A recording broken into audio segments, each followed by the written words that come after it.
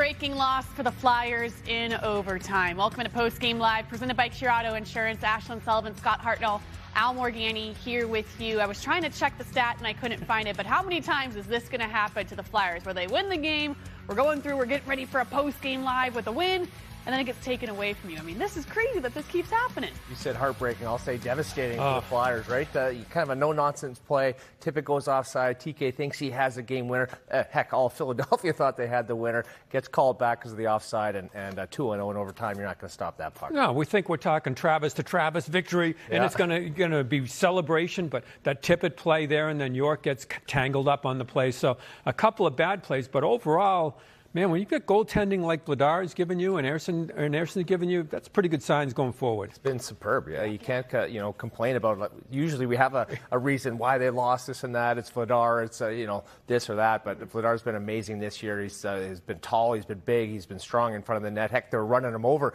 to try and get him out of the game a couple times. And like you said, he almost got in fisticuffs there in the last one. Love to see it. Let's go ahead and show you what we thought was the game-winning moment here from Travis Konecny. It is an 8-game point streak for TK. We thought this was his 6th goal of the season. Not so fast, Al. No, not so fast. And this is a, pressure situation. Get exactly what you want. We've got Coots in front of the net. You've got TK going there with a moving tip. And this is, when you see this after 2 minutes or less, you know you're in trouble. Yeah, no doubt. Because it's almost 100% guaranteed it's going to be offside if the league does review it like that. And even Tippett, the guy who did go offside, he made a great play going behind the net. There's the offside call, no goal. And that's a bad feeling when you're the guy that puts your buddy offside for getting the game winner that late in the third period. So, devastating loss of a point. Should have had the win in regulation, but against that Edmonton Oilers team to limit them to, I guess, 2 goals, but to all the chances that they had to not let them, kind of pile up the goals. Draisaitl and McDavid don't go crazy on you. Yeah, now it's time for our Granite Run Buick GMC play of the game. It's the overtime winner here for the Edmonton Oilers, and we know how lethal they are in overtime. So when Al and I were getting ready for this, we're almost like closing our eyes, hoping for the best, but this is just, it stinks for Cam York. He mishandles the puck. He mishandles the puck right there, and that gets the break in. And it's not McDavid and Draisaitl, but at that point, 2-0, whoever it is going to get past the goalie. You know he's passing it too, right? Everyone in the whole building knows that he's going to pass it. He's going to load that left foot there to get over there, but the elevation is what gets Vladar on that one. And even when York fell down there, Zegras runs right into him too. He might have had a better chance if he wasn't there, but hey, it's a game of mistakes, and they made us pay there. Yeah, you're expecting it's going to be Draisaitl, McDavid, and it's those two that come in at you. And one mistake right there, and you lose a point. And in this Eastern Conference, 1 point, with the way things are bunched up, it's a pretty big point. Right, and you can look at this both ways, because I go back to that second period, especially the way the Flyers started, where Edmonton was just absolutely dominating them in their zone. You're thinking, okay, they came back and they got a point out of this, when you could argue maybe they didn't deserve a point from that second period, but you're so close to getting 2. I go back to a lot of seasons when we're talking about this in April, and you're like, that 1 point would have made such a difference. Yeah, and the power play gets you that point, right? Where it would lose you a point in the last couple of years. So you got to look at the positives in this one, that you came back, you're down a goal against a really good team. You get that tied 1-1. You think you win it. You look at the positives in my mind. You can look at the positive. If you were in that locker room right now, I know. I think it would be tough. We had him. We had the guy in Toronto. That's right. Yeah, it's tough not to think that way when you're so close, when you actually did win it and then didn't win it. But the whole reason the Flyers are even in this conversation is because of the play of Dan Vladar. He was excellent in this game. Once again, he didn't play for a good bit. We haven't seen him on the ice in a while, and it's just a great reminder how far he's come.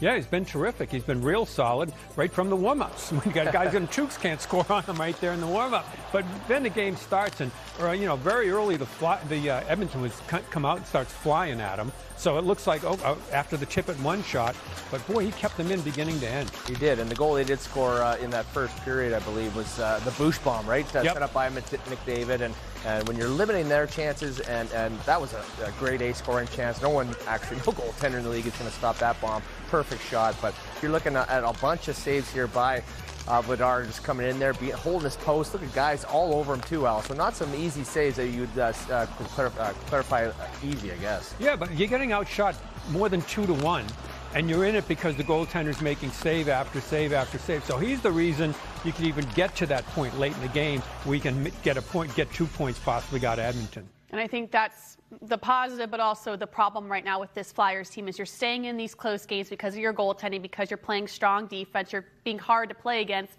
But you mentioned that the shot differential so far this season has been crazy, especially in this game, and that's not a winning recipe. And I don't know at this point how you fix that with this Flyers team. Yeah, you got to get some shots for, right? You got to get that sustained pressure where you're relentless. You're shift after shift. You get 4 lines. I don't think we've seen that much of the year where the 4 lines in a row are playing offense, having fun. That's the funnest part about playing hockey is playing offense, and you haven't seen that consistently from the Flyers. And when you say 4 lines, the combination started. I mean, you put them in the blender at that point, right? You know that they're desperate to do something, so Tocchet just kind of mixes it up, and sometimes you get some good chemistry out of that. Yeah, sometimes it works, sometimes it doesn't, but you want to get those guys, have that continuity with your line mates and keep going and create some offensive chances, and then that'll lead to goals. Yes, there was a lot of mixing of the lines here tonight as the Flyers do lose this one in overtime. Let's now go to the Flyers locker room and hear from Owen Tippett.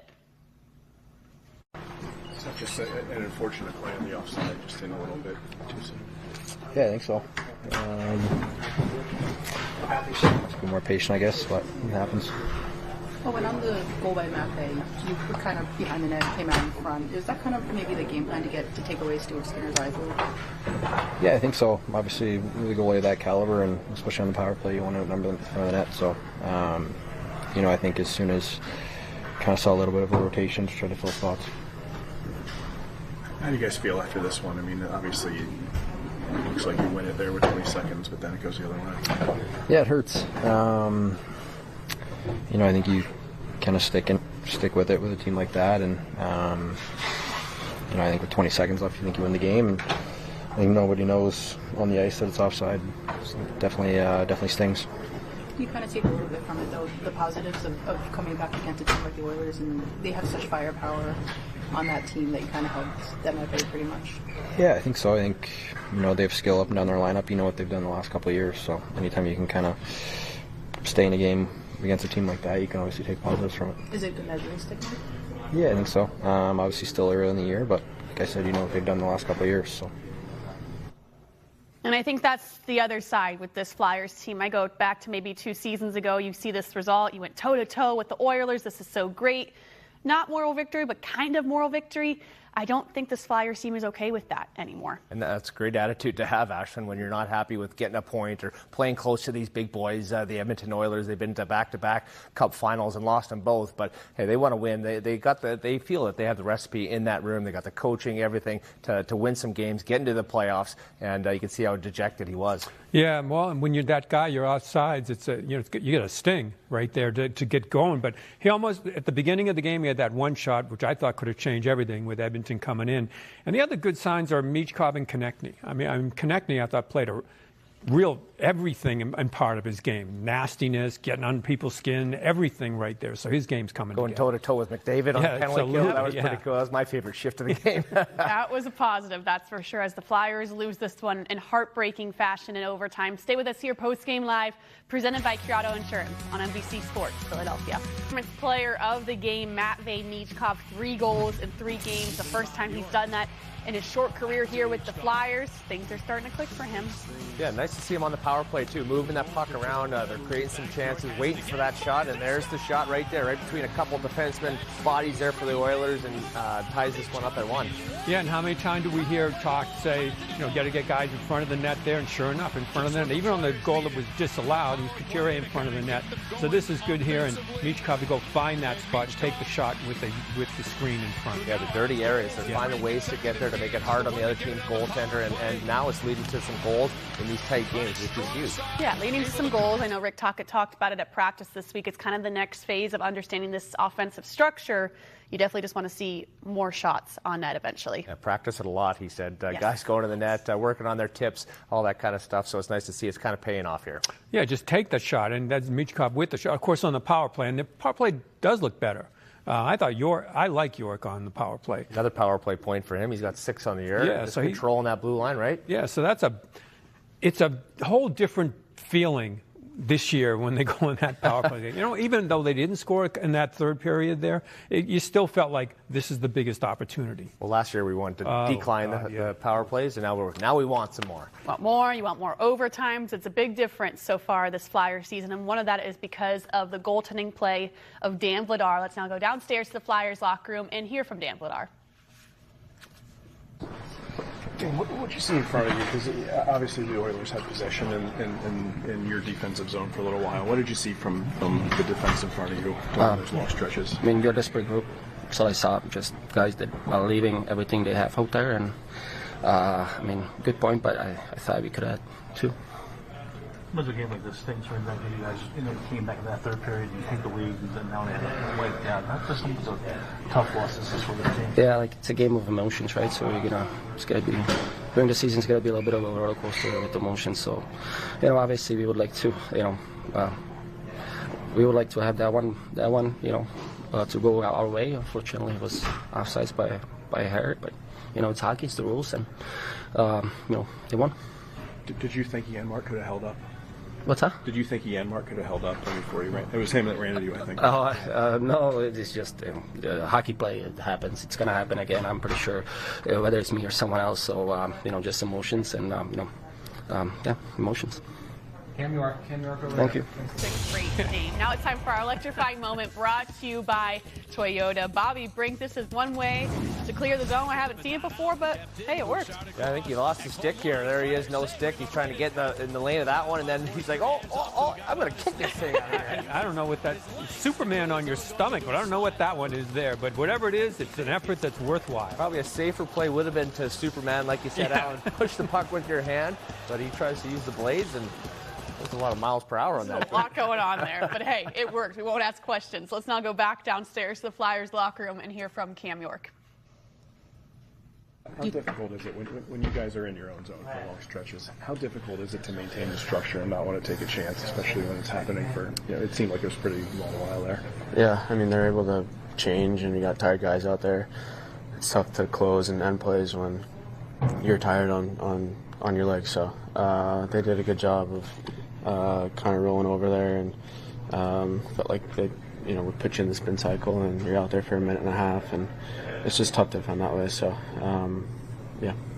In the first period, and at least the first 10 minutes of the first period, pretty much the whole third period, it looked like you're doing a really good job denying their entries. How big is that against Edmonton, taking away their speed through the neutral zone? Yeah, we talked about it pregame, trying to limit that and staying above their guys. That's when they're at their best, that team, when they get odd man rushes and they get their top guys buzzing. So I thought we did a pretty good job at that neutral zone stuff. We are back with highlights from a special night here in Philadelphia, Military Appreciation Night presented by Toyota. Face off with Connor McDavid, Sean Couturier, and a veteran. An awesome night here at Xfinity Mobile Arena as the Flyers do lose this one in overtime to the Edmonton Oilers. Let's now go back downstairs and hear from Rick Tocchet. You've had 3 games now that late goals have been wiped away by league review.